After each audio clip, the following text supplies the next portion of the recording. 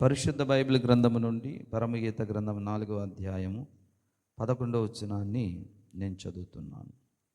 ప్రాణేశ్వరి, నీ పెదవులు తేనీయలుకుచున్నట్టున్నవి, నీ జిహ్వ క్రింద మధు క్షీరములు కలవు, నీ వస్త్రముల సువాసన లెబానోను సువాసన వలెనున్నది.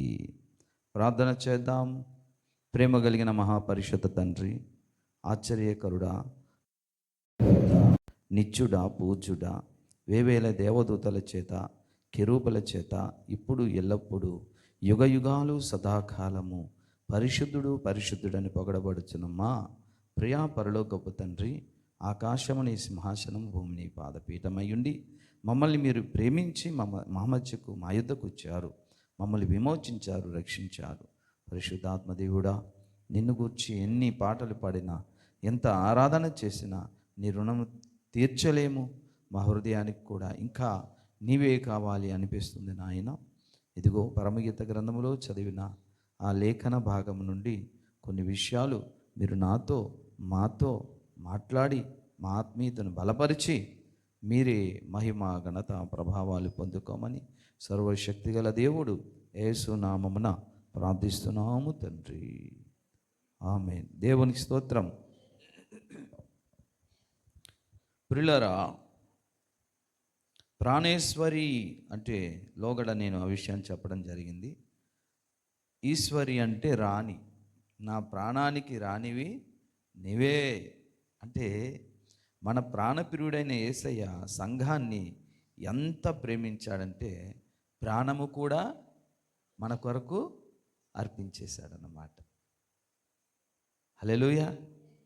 ఎందుకంటే మనమే ఆయన ప్రాణమైనట్టుగా, ఇక మనము లేని ఈ ప్రాణం ఎందుకు అన్నట్టుగా యేసయ్య మనల్ని ప్రేమించి తన ప్రాణమే ధారపోశాడు. ఎంత ప్రేమించాడంటే దానికి లెక్క చెప్పలేమండి. అనంతమే, అంత ప్రేమించాడు. కాబట్టి ప్రాణేశ్వరి అన్నాడు ఆయన. మరి మనం ఎంత ప్రేమిస్తున్నాం ఆయనకి అర్థమవుతుందండి. ఆయన కొలత లేకుండా ప్రేమించేశాడు. మనం ఎంత ప్రేమిస్తున్నాం? మనము కొలిచి ప్రేమిస్తాం, తెలుసా? కొలిచి ప్రేమిస్తాం. ఎవరికి ఎంత ప్రేమించాలి అనుకుంటూ ప్రేమిస్తాం. యేసయ్య దగ్గరకు వచ్చినప్పుడు కూడా అలాగే ప్రేమిస్తాం. అందరు కాదు, కొంతమంది భక్తులైతే అందరికంటే దేవుణ్ణి పూర్ణ హృదయంతో, పూర్ణ శక్తితో, పూర్ణ వివేకంతో, పూర్ణ బలముతో ప్రేమించేటటువంటి భక్తులు కూడా ఉన్నారు. అందుకే పాడుతాం కదా, ప్రేమించేదన్ అధికముగా ఆరాధించెన్ ఆసక్తితో పూర్ణ మనసుతో. అలా పాడుతాం. అలా పాడాలి, అలా ప్రేమించాలి యేసయ్యకు. అప్పుడు ఏదో మన ప్రేమ అంతా పెర్ఫెక్ట్గా ఉండదు, మనకు తెలుసు. ఆయన ప్రేమ పెర్ఫెక్ట్. కాబట్టి ఏ విధంగానైనా సరే ఆయన రుణమైతే మనం తీర్చలేమండి. ఏదో భూమి మీద ఆయన అడుగుతాడు, నన్ను ప్రేమించండి అంటాం. మనం ఆయన్ని ప్రేమించే విషయంలో కూడా లోపాలే ఉంటాయి. మన ప్రేమ ఎప్పుడూ కూడా స్వార్థమే, ఏదో కావాలి అనే ప్రేమిస్తాం ఆయనకి. కానీ ఆయన అయితే మన యొద్ద నుంచి ఏమీ కోరలే, ప్రాణేశ్వరి అనేసాడు. అర్థమవుతుందండి. కాబట్టి అసలు సిసలమైన ప్రేమ అనేది యేసయ్యదే, తండ్రి అయిన దేవుని. హల్లెలూయా. ప్రియులారా, నీ పెదవులు తేనీయలుకుచున్నట్టున్నవి. చూసారా? పెదవులు తేనీయలుకుచున్నట్లు అంటే మనమట, మన పెదాలట ఆయనకి ఎలా కనిపిస్తుందట? తేనీయలుకుచున్నట్లుగా. మన పెదాలు ఎప్పుడండి తేనీయలుకుచున్నట్లు కనపడుతుంది ఆయనకి? ఒక ప్రియుడు తన ప్రేయసిని చూసి, ప్రేయసి మాట్లాడుతుంటే ఆమె మాటలన్నీ కూడా విని, ఇదిగో నీ మాటలు వింటుంటే నీ పెదాల నుంచి, నీ నోట నుండి తేనె ఒలుకుచున్నట్టుగా ఉంది తెలుసా, ఆ మాటలు కమ్మగా ఉన్నాయి అంటున్నట్టుగా అంటున్నాడు ఈయన. మన మాటలు, మన పెదాల నుంచి వచ్చిన బయటికి మాటలు ఆయనకి తేనెలు ఒలుకుచున్నట్లుగా, అంత మాధుర్యముగా అనిపిస్తుందట. అందరి మాటలునా చెప్పండి? కొళాయి దగ్గర ఎండాకాలంలో బిందులు పెట్టినప్పుడు, వాటర్ ట్యాంక్ వచ్చినప్పుడు మన మాటలు ఎట్లుంటాయి? కాస్త ముందు వెనక క్యూలో అయినా నోరు తెరచి శపించడమో తిట్టడమో చేస్తే అటువంటి పెదవుల్లో నుండి తేనెలు ఒలుకుచున్నట్టు కనిపిస్తుందా? అందుకే మన నోటిని చాలా జాగ్రత్తగా కాచుకోవాలి. అన్యజనుల మధ్య ఉన్నప్పుడు మన నోటిని కళ్ళం వేయాలి, తాళం వేసేయాలి. మీ నోట కృతజ్ఞతావచనము తప్ప సరసోక్తులైనను, భూతులైనను, అబద్ధాలైనను, కాని మాట అయినను రానేకూడదు. కృతజ్ఞతావచనమే రావాలట. అప్పుడు మన నోట నుండి వచ్చేటటువంటి దైవ లేఖనాలు, దావీదు అంటాడు, నా నోట ఒక కొత్త పాట ఉన్నది దేవా, నేను కొత్త కీర్తనతో దేవుణ్ణి ఆరాధిస్తానంటాడు. దావీదు అంటాడు, నా నోట, నా పెదవుల్లో, నా నోట దేవుని ఆత్మ ఉండి మాట్లాడుచున్నాడు అంటాడు. పౌలు, నేను మాట్లాడినను, స్వార్థ ప్రకటించినను పరిశుద్ధాత్మ దేవుడు చూపించే దృష్టాంతములను నేను వాడితేను అంటాడు. ఈ విధంగా మనము లేఖనానుసారంగానే, బైబిల్ చెప్తున్న నీతి ప్రకారంగానే ప్రతి సందర్భంలో మాట్లాడినప్పుడు మన యొక్క నోట నుండి తేనె లొలుకుచున్నట్లుగా కనిపిస్తుంది. దైవ సన్నిధికి వచ్చినప్పుడు, 10 మందిలో స్వార్థ ప్రకటించినప్పుడు, హృదయం నిండుగా స్తుతి ఆరాధన చేయుచున్నప్పుడు పాడుతాం చూశారా?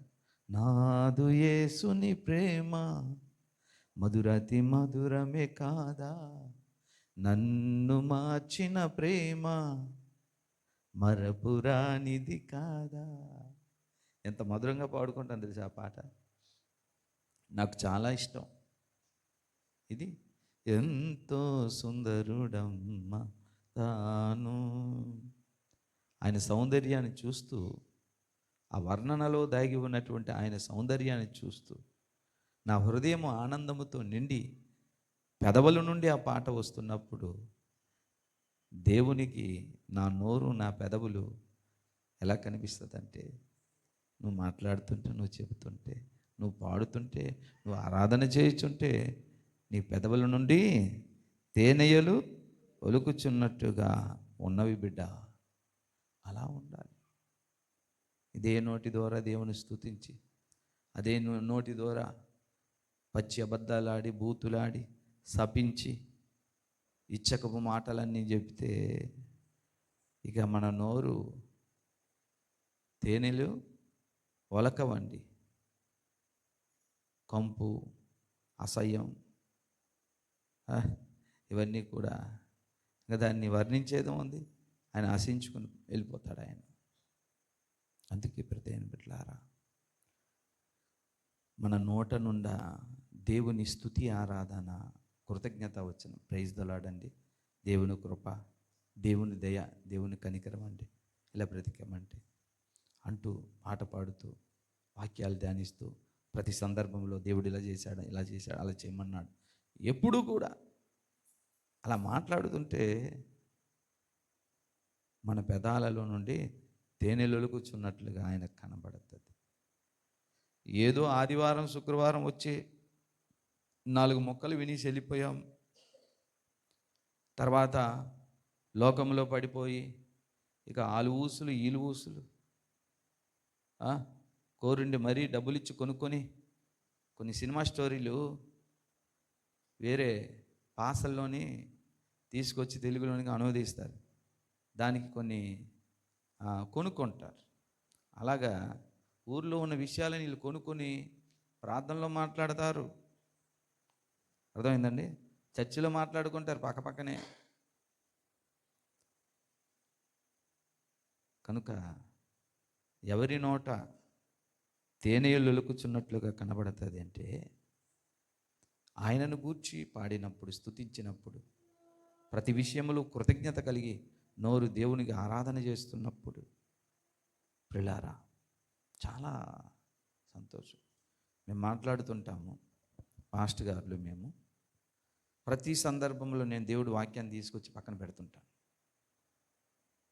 మరి నాకు అలాగా దేవుడు అలవాటు చేశాడు.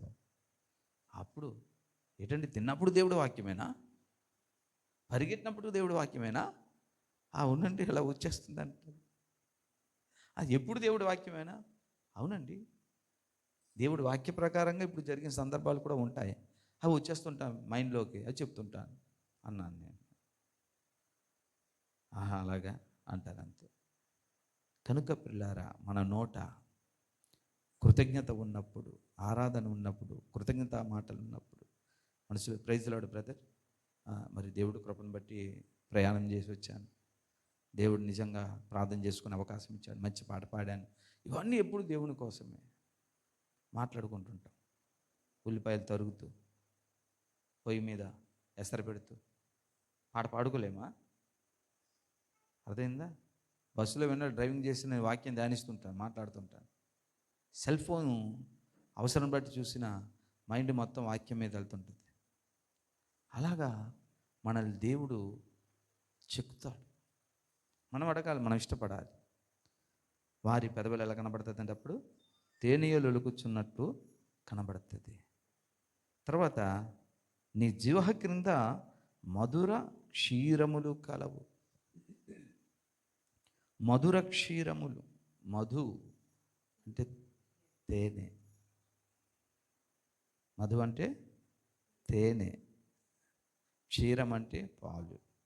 పాలు తేనెలట నీ జిహ్వ క్రింద, నాలుక క్రింద కలవు. కాబట్టి నోట నుండి, పెదాల నుంచి ఏమొస్తుంది ఇప్పుడు చెప్పాలి? తేనెలు కూర్చున్నవి. హల్లెలూయా. చూసా ఎంత అద్భుతం అండి. పాలు తేనెలు ప్రవహించేటటువంటి దేశాన్ని నేను మీకు ఇస్తానన్నాడు దేవుడు. అనలేదా? అబ్రహాంతో వాగ్దానం చేయలేదా?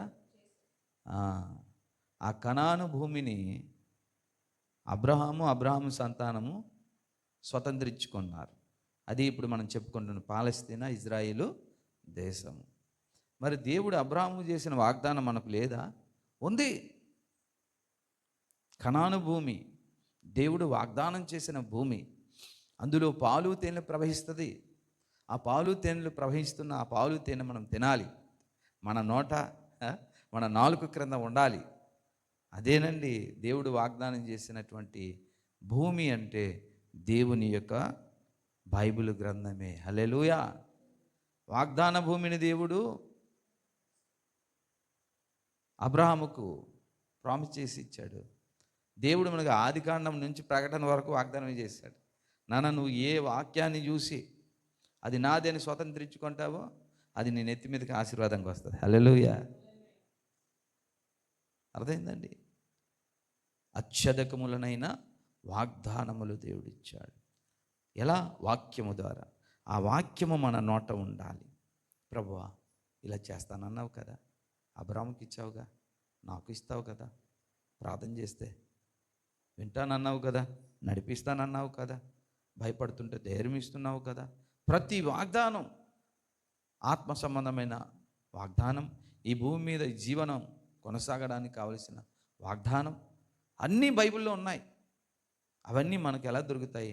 పాలు తేనెలు ప్రవహించున్నట్లుగా బైబిల్ ఆదికాండం 1 అధ్యాయం 1 వచనం మొదలుకొని ప్రకటన గ్రంథం చివరి అధ్యాయం చివరి వచనం వరకు దేవుడు మనకు ప్రామిస్ చేశాడు. దాన్ని మనం స్వతంత్రించుకోవాలి. అబ్రాహాము వెళ్ళి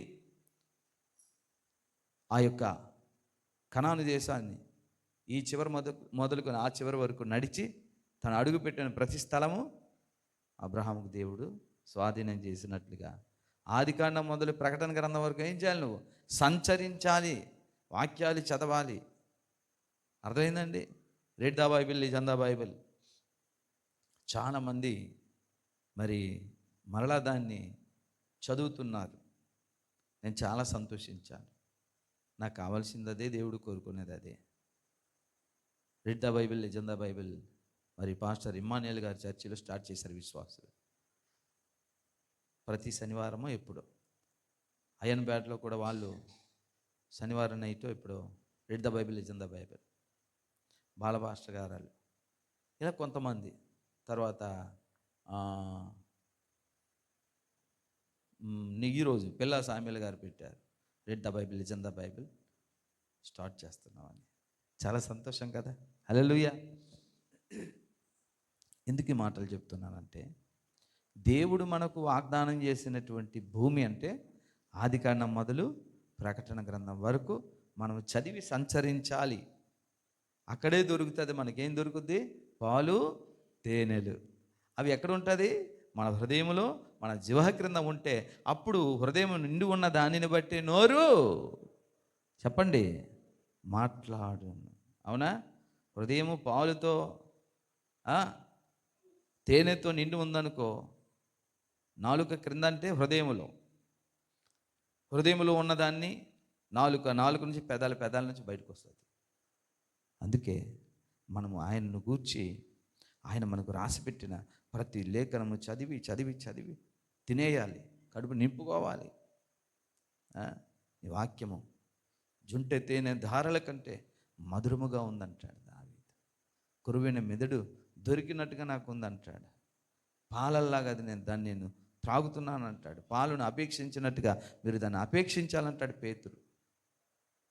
అందుకని ఎవరి యొక్క హృదయాలలో, ఎవరి నాలుక కింద, ఎవరి నోటి నిండా దేవుని వాక్యం అనే పాలు, దేవుని వాక్యం అనే తేనె ఉందో వారు మాట్లాడుతుంటే ఎంత ఆకర్షించబడతారో ఇతరులు కూడా. యేసయ్యకి ఇంకా ఇష్టం. మనం ఆయనకి ఆకర్షించబడాలంటే, మనం ఆయనకి ఇష్టపడాలంటే ఇది ఒక కారణం.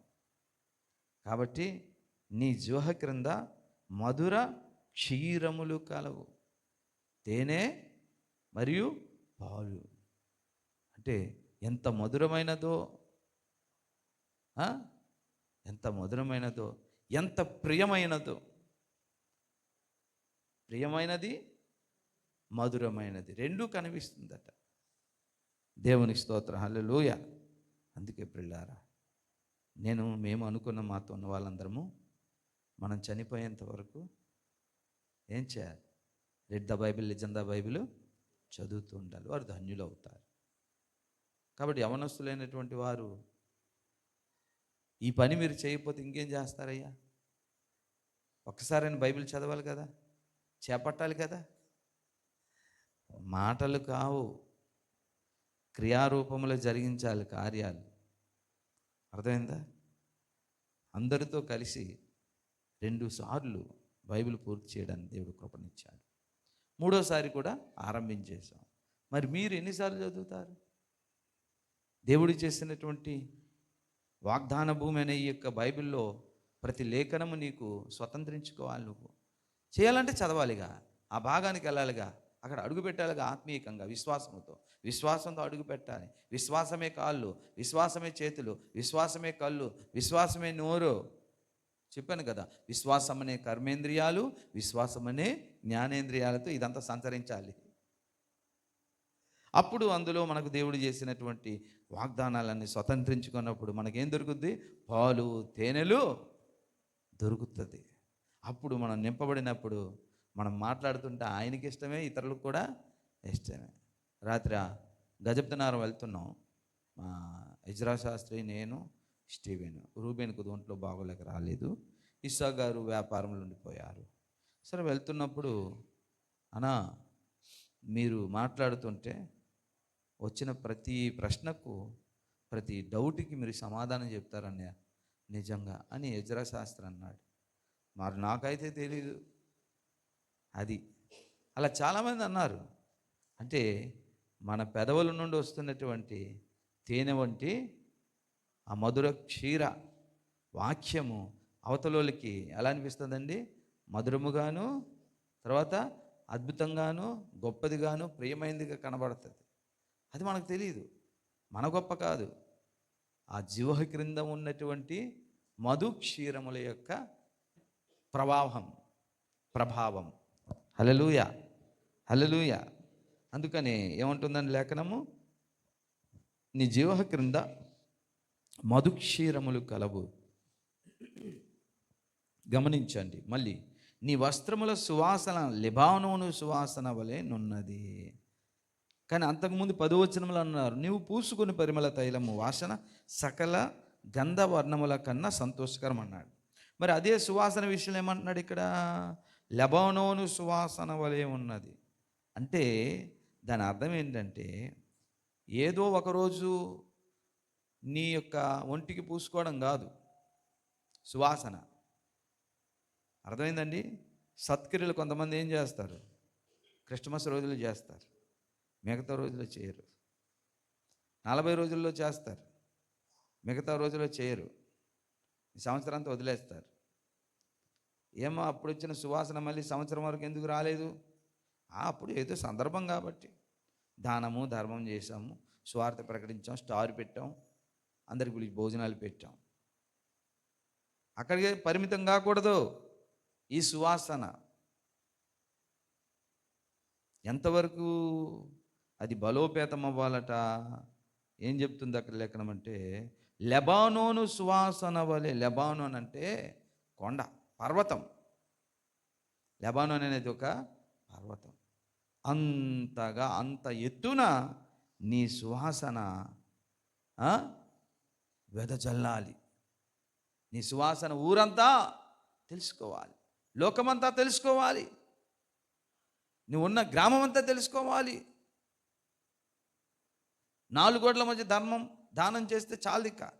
ఇగో 4 రోజులు లేదా 1 నెల రోజులు లేదు 6 మాసాలు చేసి ఆగిపోవడానికి వీలు లేదు. అది అంతకంతకు ఏమవ్వాలి? నీ భక్తి, నీ సత్క్రియ, దేవుని కొరకు ఆసక్తి, దేవుని కొరకు ఖర్చు పెట్టుట, దేవుని కొరకు నీవే ఖర్చు అయిపోవుట అనేది మన తుది శ్వాస వరకు మహాబలోపేతమైపోవాలి. ఎంత ఎత్తుకండి? పర్వతం అంత ఎత్తుగా, అంతవరకు ఉండాలి. చాలామంది చేస్తారు, 2 సంవత్సరాల క్రితం చేసిన వాళ్ళు ఉన్నారు, 3-4 సంవత్సరాలు ఇంక చేతులే తీసి మేము చేయలేమని మాకెందుకని. మమ్మల్ని ఎవరు గుర్తించలేదండి. దేవుడి కోసం ఎంత ఖర్చు పెట్టినా, ఎంత శ్రమ పడినా మనల్ని ఎవరండి గుర్తిస్తారు? ఇంకా ఈ గుర్తించని మనుషుల మధ్య వేస్ట్. అరే, మనుషులు ఎవ్వరు గుర్తించాలని చూడకో. మనుషులు నిన్ను గుర్తించాలి, పొగడాలి, వాళ్ళ కోసం చేద్దాం అనుకుంటే నువ్వు కుంటి పడిపోతావు. నువ్వు ఫస్ట్ నుంచి లాస్ట్ వరకు ఆయన చూస్తాడు. ఆయనకు నచ్చాలి. నేను దాని కొరకే ఇది చేస్తున్నా. సువార్త అయినా, ప్రార్థన అయినా, ఉపవాసమైనా, దానమైనా, ధర్మమైనా, కానుకైనా, పాట అయినా, వాక్యమైనా ఆయన నన్ను లెక్క అడుగుతాడు. ఆయన కోసం చేస్తాను. అర్థమవుతుందండి? వాళ్ళందరూ వస్తున్నారు ప్రతి ఆదివారం, ప్రతి లక్షవారం గజపతి నగరం. ఇప్పుడు వాళ్ళు రాలేదంటే నేను ఆగిపోతానా? పోనీ అక్కడ వాళ్ళు రాలేదని నేను ఆగిపోతానా? ఆగనే. నాకు లెక్కడిగేవాడు ఒకడు ఉన్నాడు. ఆయన నాకు చేసుకుని పోయేవాడు, నా ప్రియుడు. కాబట్టి ఈ సత్క్రియలు ఆపను. అక్కడ విశ్వాసులను పొగడన అవసరం లేదు, గుర్తించిన అవసరం లేదు. ఇక్కడ వీళ్ళు నాతో వచ్చిన వాళ్ళకు నన్ను పొగడన అవసరం లేదు, సహకరించిన అవసరం లేదు. నాకంటూ ఒక బాధ్యత ఉంది. నేను నా కంఠంలో ప్రాణం ఉన్నంత వరకు ఏం చేయాలండి? దేవుని పని నమ్మకముగా చేయాలి. సత్క్రియలు ఆరంభించి అది తుదముట్టించాలి. కార్యారంభము కంటే కార్యాంతము మేలు. కాబట్టి పిల్లారా, ఎప్పుడైనా సరే ఈ సువాసన అనేది ఏదో నెల రోజులు పండగ సీజన్లో ఉండడం కాదు, తుది శ్వాస వరకు. అది సత్క్రియలైనా, దేవుడు మనకిచ్చినటువంటి ఆత్మాభిషేకమైన, ఆత్మవరాలైనా. అర్థమైందా? పరిశుద్ధాత్మ దేవుడు అభిషేకిస్తాడు. ఆయన అభిషేకం లేకుండా మనం పరిమళించలేము. ఈ 4 రోజులు పరిమళించి నెక్స్ట్ నుంచి ఆగిపోదామా? అవద్దు, అలా కుదరదు. యేసు రాకడ వరకు, మన పోకడ వరకు దేవుని కొరకు సువాసన వెదజల్లుచు మహాపర్వతములాగా. పర్వతం పొడవుగా ఉండడమే కాదు, ఒక పుల్లలాగా, స్తంభంలాగా. పర్వతం ఎంత పైకి ఎక్కాలనుకుంటే, అంటే శిఖరాగ్రముగా పైన ఉండాలనుకుంటే కింద భూభాగము కూడా బాగా విస్తరించబడి ఉండాలి. అందుకే ఏం చేయాలండి? మనము మన వస్త్రాలు సువాసన ఎలా ఉండాలండి? లెబానోనంతా ఎత్తుగుండాలి.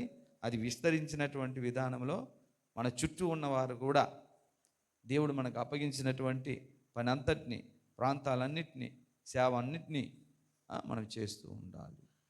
అప్పుడు ఆయన మనల్ని చూసి అంటాడు, నీ వస్త్రముల సువాసన లెబానోను సువాసన వలె నున్నది. చూసారా? లెబానోన్ ఇది ఎలాంటిదో చెప్తాను చూడండి. ఒక మల్లెపువ్వు తోటకెళ్ళి ఒక గిన్నెడు తీసుకొచ్చి బొట్టలోనో వాసన, అది ఎన్ని రోజులు ఉంటుంది? కానీ నువ్వే ఆ 10 ఎకరాల మల్లెపువ్వు తోటలోను గులాబీ పువ్వు తోటలో ఉన్నావనుకో, ఎలా ఉంటుంది? అరే, నీ ఒళ్ళంతా నువ్వు ఒకవేళ దాన్ని ధరించుకోకపోయినా నీ చుట్టూ ఆ వాసన ఉంటుంది అన్నమాట. అలాగేంటంటే ఏదో అరకొరగా మనం సెంటును వేసుకుంటాం, అలా కాదు, అలా ఉండకూడదు. అసలు సెంటులోనే మేము దిగిపోతే ఎలాగుంటుంది? అలాగ ఉండాలి దేవుని క్రియలు, దేవుని వాక్యం. మనం ఎటు చూసినా సువాసన వెదజల్లాలి. అంటే దాని అర్థం ఏంటంటే, కొంతమంది ఏం చేస్తారో తెలుసా? సువాసన తల్లిదండ్రుల మధ్య మంచి సువాసన వెదజల్లుతారు. అంటే ప్రేమ, మర్యాద, భయము, భక్తి, ఆప్యాయత. అదే అత్తమామల దగ్గర మాత్రం ఆ సువాసన వెదజల్లరు. ఏమంటారు? ఎందుకు ఇవ్వాలి? వాళ్ళు కొడుకులు లేరా? అరే, నీ సువాసన ఎలా ఉండాలంటే లెబానోను సువాసన. అర్థమైందండి? అత్తమామల్లాగా అలా ఒకలాగా, తల్లిదండ్రులకు మరొకలాగా అవుతూ, నువ్వు ఎప్పుడూ కూడా ఒకలాగానే వెదజల్లు, మారకూడదు. మారావా, నీలో పూర్తి సువాసన లేనట్టే. మీ అత్తను మామను కూడా నువ్వు గౌరవించాలి. మీ అమ్మను నాన్నను కూడా నువ్వు గౌరవించాలి, పోషించాలి. చాలామంది ఇదిగో ఈ విషయంలోనే దేవునికి వ్యతిరేకంగా పాపం చేస్తారు. రక్త సంబంధులు కనిపించినప్పుడు మొహం తిప్పడం, మనకు నచ్చిన వాళ్ళు వచ్చినప్పుడు కోళ్ళు కోసి పెట్టడం, అక్కడ తారతమ్యం వచ్చినప్పుడు నీ సువాసన జల్లలేవు, కష్టం. క్రీస్తు సువార్త వెదజల్లడం అంటే ముందు ప్రేమ, ఆప్యాయత, మంచితనం చెప్పాడు కదా. సహోదర ప్రేమ నిలువరముగా ఉండనీయుడి. అలా ఉండాలంటే ఆతిథ్యం చేయుట మర్చిపోకుడు అంటాడు. అందుకని ప్రియులారా, సత్క్రియలనే సువాసన అయినా, దేవుడు మనల్ని అభిషేకించిన ఆత్మాభిషేకపు సువార్త అయినా, దేవుడు మనకు అప్పగించినటువంటి దేవుని సువార్త అనే సువాసన అయినా మనము ఏం చేయాలండి? పూర్తిగా కంప్లీట్గా వెదజల్లాలి. అలా వెదజల్లాలి అనుకుంటే అది దినదినము ఏమవ్వాలనుకుంటే ఎక్కువ అవ్వాలి తప్ప తగ్గిపోవడానికి వీలుండదు. ముందు ఏ ఆసక్తితో నువ్వు ఆరంభించావో అది తుదమట్టుకు అదే ఆసక్తిని కనపరచాలి భక్తి అంటే. అప్పుడు అపోస్తులుడైన పౌలులాగా మనం చెప్పుకోగలుగుతాం, అయ్యా మేము మంచి పోరాటం, ఇకపై మేము చనిపోయినా పర్లేదు, మాకు బహుమానం అయితే ఉంటుందని చెప్పుకోగలుగుతాం. అలా ఉండాలట. అలా ఉండాలి కాబట్టే ప్రాణప్రియుడైన యేసయ్య సులమ్మితి యొక్క వస్త్రాలను చూచి, ఆ యొక్క జీవ క్రింద మధుర క్షీరములు చూచి, పెదవులను చూసి గొప్పగా చెప్పుకున్నాడు. హల్లెలూయా. కనుక నువ్వు నేను ఇదిగో సులమ్మితిలాగానే ఆయనకు నచ్చేటట్లుగా జీవించాలి. ఆయన నచ్చని సంగతి ఏదైనా ఉన్నప్పుడు దేవుడు వాక్యం ద్వారా మనతో మాట్లాడినప్పుడు సరి చేసుకోవాలి. నీకు అంత ఇష్టం లేకపోయినా నోర్మోయ్, నువ్వు నోర్మోయ్, అలా ఉండు, దేవుడి వాక్యంలో చెప్తున్నప్పుడు వినాలి, నీ మాట వినాలా అని శరీర సంబంధమైన మనసుతో గట్టిగా దానికి దెబ్బలాడాలి. మనమే పెద్ద యుద్ధ రంగం మనలో. ఒకటి శరీర సంబంధం మనసు ఏం చేస్తుంది? దేవుడి కార్యాలు జరగనివ్వదు, అసూయ చూపడానికి ఇష్టపడుతుంది. దేవుడి వాక్యం ఒప్పుకోదు. తప్పు మనకెందుకు, అలా చేయకూడదు కదా అంటే అదంటే నీకు తెలియదు అలా చేశారు, అరే ఊరుకోరా, నోరుమూరా, చాలే అనుకొని అప్పుడప్పుడు మన శరీర సంబంధమైన మనసుకు కూడా మనము హెచ్చరించాలి. హెచ్చరించి దేవుని యొక్క లేఖనము, దేవుని నీతి, దేవుని వాక్యము మన బ్రతుకుల్లో అనుసరిస్తున్నామా లేదా? అలా అనుసరిస్తేనే దేవుని యొక్క సువార్త మన ప్రవర్తన ద్వారా మన ఇంట్లో వారిని కూడా మార్చగలుగుతాం, సమాజాన్ని మార్చుకోగలుగుతాం, పరిశుద్ధాత్మ దేవుని కార్యాలు కూడా జరుగుతాయి. అలా కనిపించాలి. అందుకనే మనం ఏం చేయాలి? ఇప్పుడు ప్రభువా, ఆ సులమితి కన్యకల నేను లేకపోతే నన్ను మార్చు ప్రభువా, అది ఎంత తప్పైనా సరి చేసుకుంటాను, నువ్వు మాట్లాడు నాతో, నేను సరి చేసుకోవడానికి సిద్ధంగా ఉన్నాను అని అడిగితే చాలా ఈజీగా అని చెక్కేస్తారు మనల్ని. హల్లెలూయా. అలా అడగకుండా, మార్చుకోవడానికి ఇష్టం లేకుండా మనం ఉన్నామనుకో, నువ్వు ఎంత వాక్యం విన్నా, ఏ సత్క్రియలు చేసినా ప్రయోజనం ఏముంది? దిద్దుబాటు నీకు అసహ్యం కదా, హెచ్చరిస్తే నువ్వు మార్చుకో కదా, ఇంకేదుగా నా మాటలు నువ్వెందుకు పలుకుతావు అని కీర్తనలో మాట్లాడతాడు దేవుడు. అందుకని మనమందరం కూడా ఆయన ప్రాణేశ్వరి అయినటువంటి సూలమ్మితి యొక్క పెదవుల్లో నుండి తేనెలు ఒలుకుచున్నట్లుగా, ఆమె జిహ్వ క్రింద మధుర క్షీరములు కలిగినట్లుగా, ఆమె వస్త్రములు సువాసన లెబానోను సువాసన అంతగా వెదజల్లేటట్లుగా నా బ్రతుకులో కూడా నన్ను మార్చు తండ్రి అని ప్రార్థన చేద్దాం. తల వంచండి కొద్ది 10 నిమిషాలుగా ప్రార్థన.